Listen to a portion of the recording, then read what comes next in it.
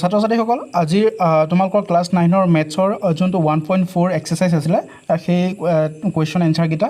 তোমালোকক জনাবলৈ ওলাইছো তে ভিডিওটো তোমালোকে শেষলৈ চাই থাকিবা প্ৰথমটো আছে ক্ৰমাগত পৰিৱৰ্তনৰ সহায়ত 3.765 সংখ্যাটো সংখ্যাৰ ৰেখাত প্ৰদৰ্শন কৰা তে সংখ্যাৰ ৰেখাত প্ৰদৰ্শন কৰিবৰ কাৰণে তোমালোকে যোনটো পিকচাৰ দিয়া আছে এই পিকচাৰটো তোমালোকে স্ক্ৰিনশ্বট মাৰি ল'ব পাৰিবা আৰু নহলে তোমালোকে পোষ্ট কৰি চাই ল'ব পাৰিবা ইয়াত 3/4 লিখা আছে তে 1 সেন্টিমিটাৰ টোটাল তোমালোকৰ 10টা থাকে 10ডাল আঁচ থাকে মানে 10 mm থাকে ঠিক আছে তো 10 mm 1 cm হয় গতিকে 3 আৰু 4 ৰ মাজত টোটাল 10ডাল আঁচ থাকিব তাতে আমি 3 আৰু 4 যেটা লম কাৰণ 3.1 3.2 3.3 এনেকা আমি টোটাল 3.9 এনেকা আমি ইয়াত লিখিবলৈ পাৰিম তাৰ পিছত আছে যেহেতু আমাক 3.765 লাগে তেতিয়াহলে আমি ইয়াত 3.7 আৰু 3.8 লম নেক্সট লাইনটো 3.7 আৰু 3.8 ৰ মাজৰখিনি লৈছো মানে 3.71 3.72 3.70 এনেকা লিখি গৈছো তাত আকৌ আমি 3.76 আৰু 3.77 লৈছো তাৰ ভিতৰত আমি গৈ পেলাই কি পাইছো 3.765 পাইছো ঠিক সেইদৰে দুই নম্বৰত আছে 4.266 সংখ্যাটো চতুৰ্থ দশমিক স্থানলৈ সংখ্যা ৰেখাত প্ৰদৰ্শন কৰা তো ইয়াত আমি তেনেকৈ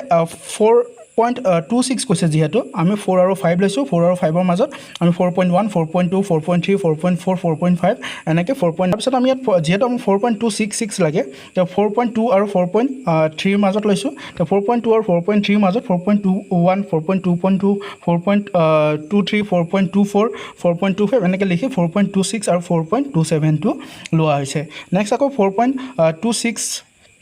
সৰপা 4.27 লিখা গৈছে গতিকে ইয়াত আকৌ 4.261 4.262 4.263 এনেকৈ লিখি 4.266 আৰু 4.267 ৰ মাজত লোৱা গৈছে তাৰ পিছত আমি ইয়াত কি পাইছো 4.666 তিনটা পাইছো তে এটো এটা ইয়াত কোৱেশ্চন দুটাই আছিল গতিকে বৰ বেছি ভিডিওটো লম্বা নকৰো তে ইমানতে